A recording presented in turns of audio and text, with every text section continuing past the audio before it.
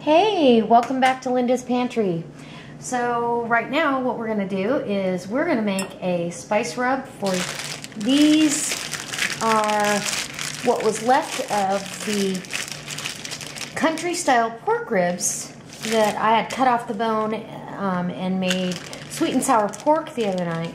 That recipe gave us dinner and 2 huge lunches for my husband. And so it was well worth it. It was just such a great deal.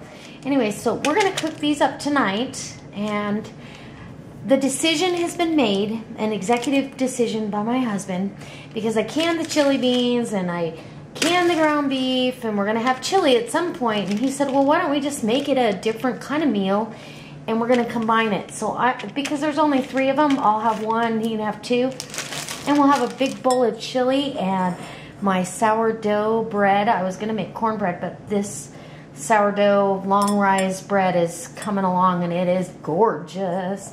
Anyway, so you'll have to stay tuned for that one too. So I'm going to come in here and make a spice rub. And the nice thing about spice rubs is if you make too much, put it in a container that you saved, or you know, a plastic bag even, or a little Gladware, and save it for next time. So what I've got is I'm going to put a tablespoon of salt, and this is kosher salt. You could use sea salt. I really only use kosher or sea salt for the most part.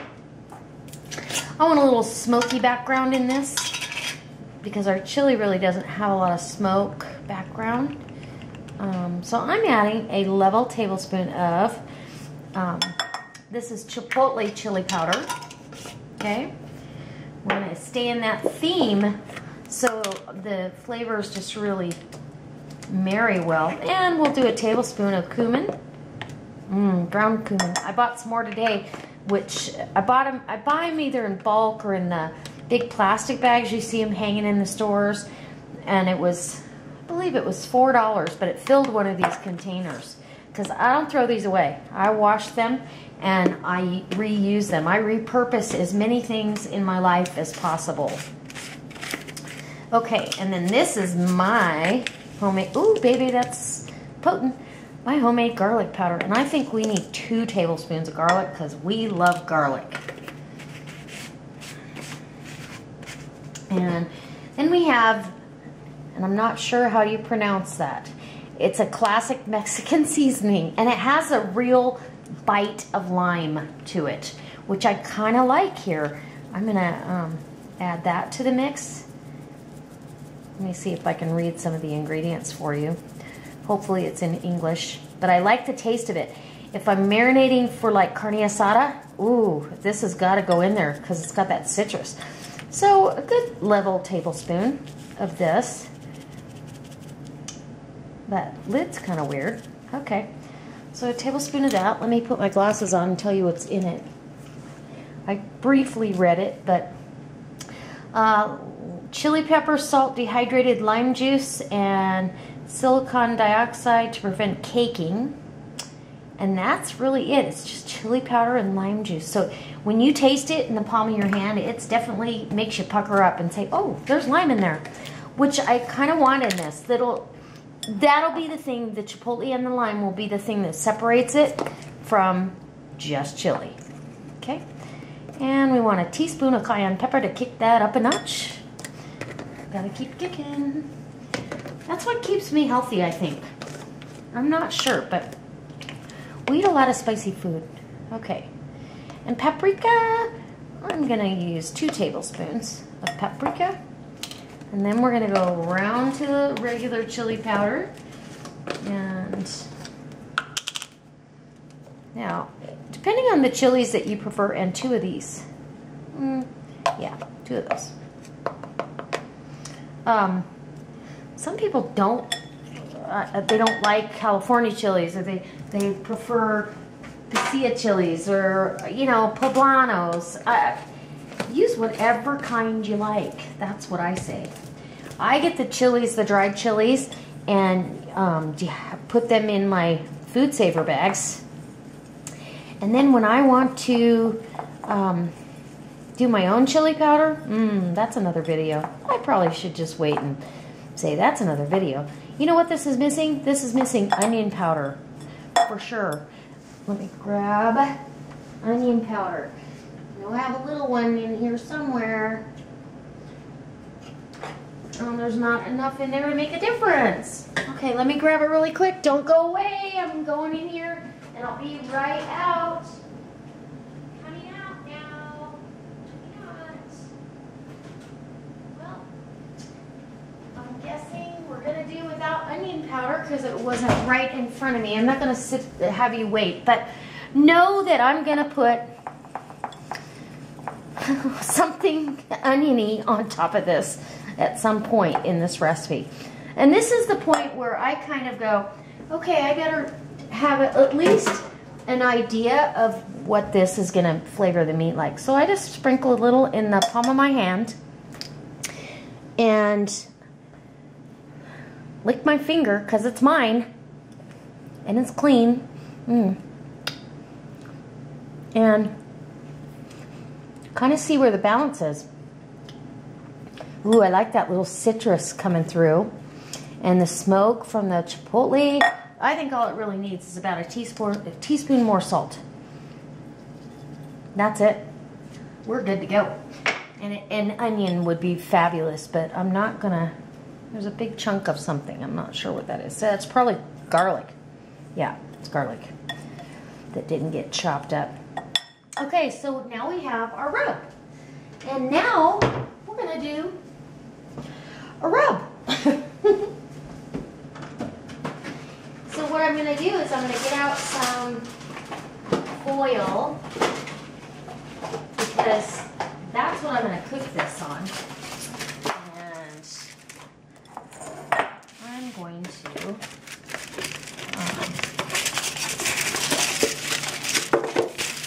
come on, have the foil cooperate just for a second, and then we'll, there we go. Yeah. That on there.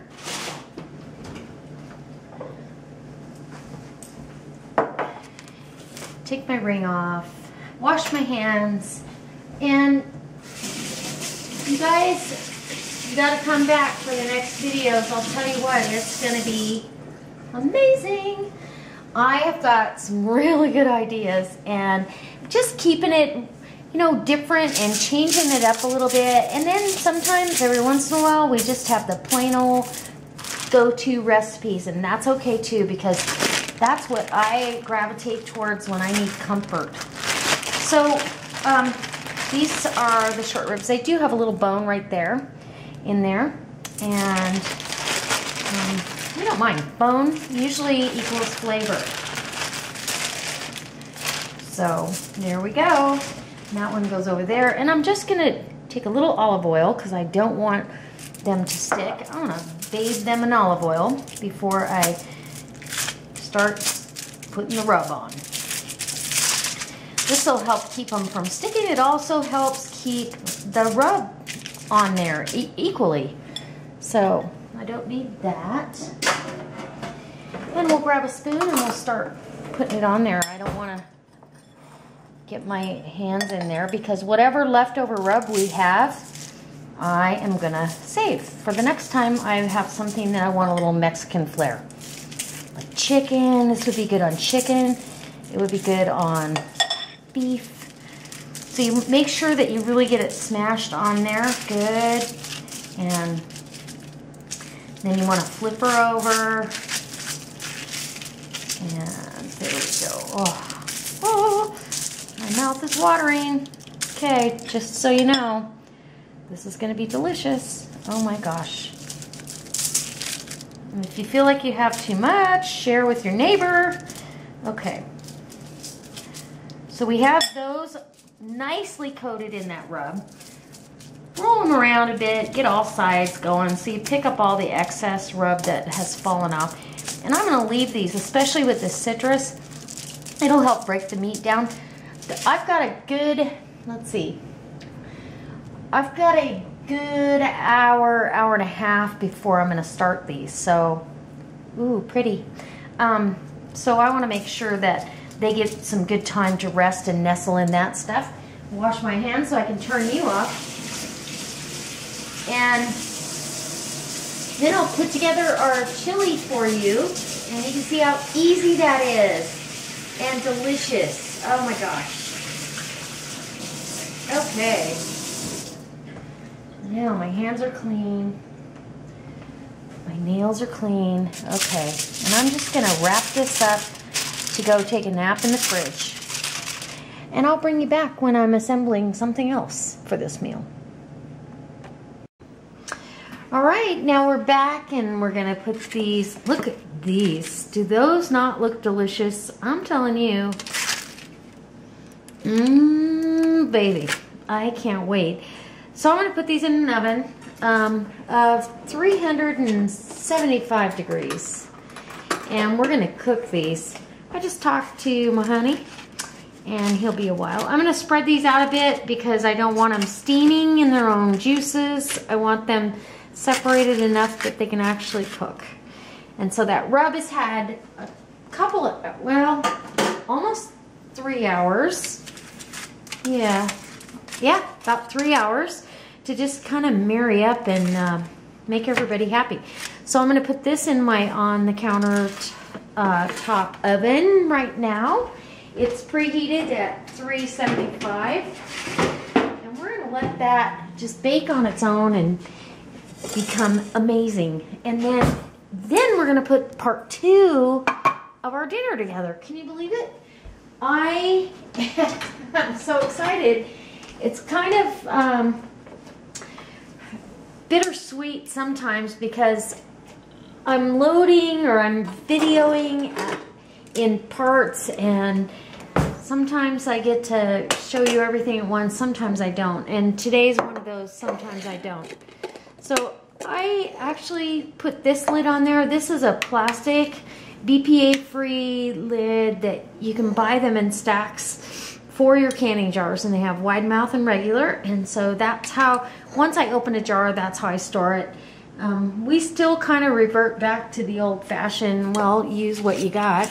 And I have a lid and a ring on my sugar that we have by the coffee pot. I don't use sugar in my coffee, but I quite frequently feed a starter or something like that. So I'm gonna pour my chili beans in here that I canned. Look how beautiful. Oh my gosh, I have got to show you what this looks like because you can't see it from there, I'm pretty sure. These are gorgeous. And with really very little effort, that was one of the easiest canning projects ever. Uh-oh, there's a bean in the bottom. I have to have it.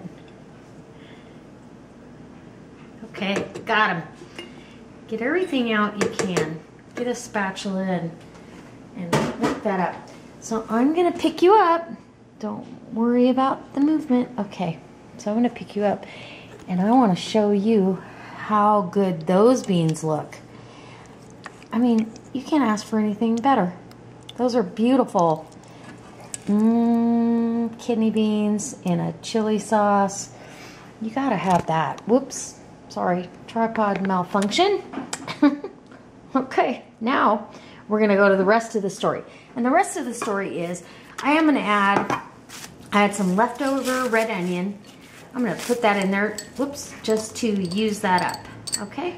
I don't wanna waste anything. And in our house, it's waste not, want not. And then I'm gonna open a can of diced tomatoes.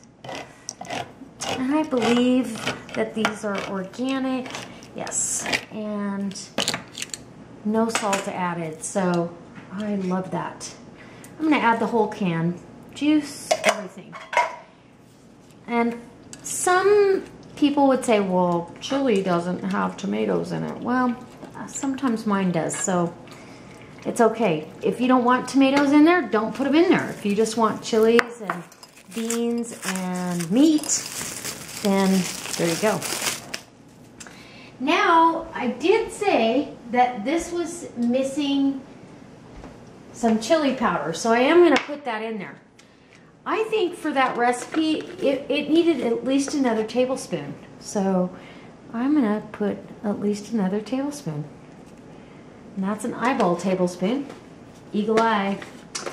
And it also was very low in sodium, so we're gonna add a healthy couple pinches of salt. And then we'll add our meat. Now I'm probably not gonna add this whole thing of meat, just because, look how nice that is. This is boiled ground beef. Now, I will tell you, once it's pressure canned, it becomes very, very soft. Everything in the pressure canner becomes very, very soft. If it's in there long enough, it will become like butter. Okay. And I think I have enough meat. I think I have enough beans and tomatoes. And I've got chili. Oh, yeah. Okay. And then I'm just going to take a really quick, gotta have it spice test. Look how pretty that is. I'll do a little spice test with my spoon. And even though it's cold, I should be able to tell. I got a pretty smart palate. I've worked on it for a long time.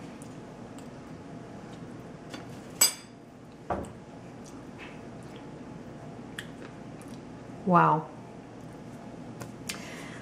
I'm gonna say cold, that is perfect. That's all that needed.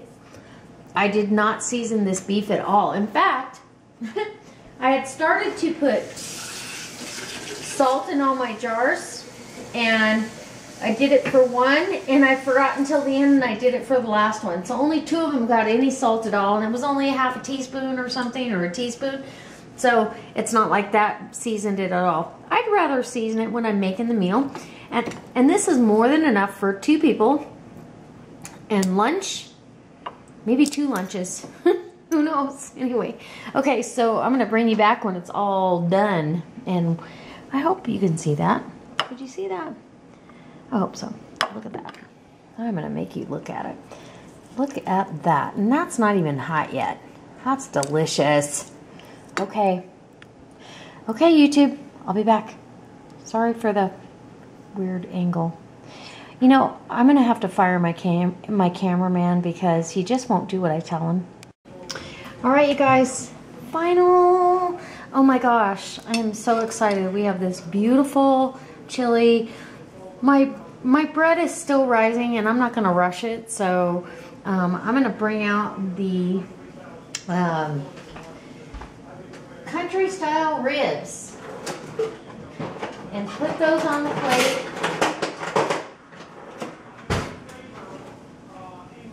Should have been ready for you, huh?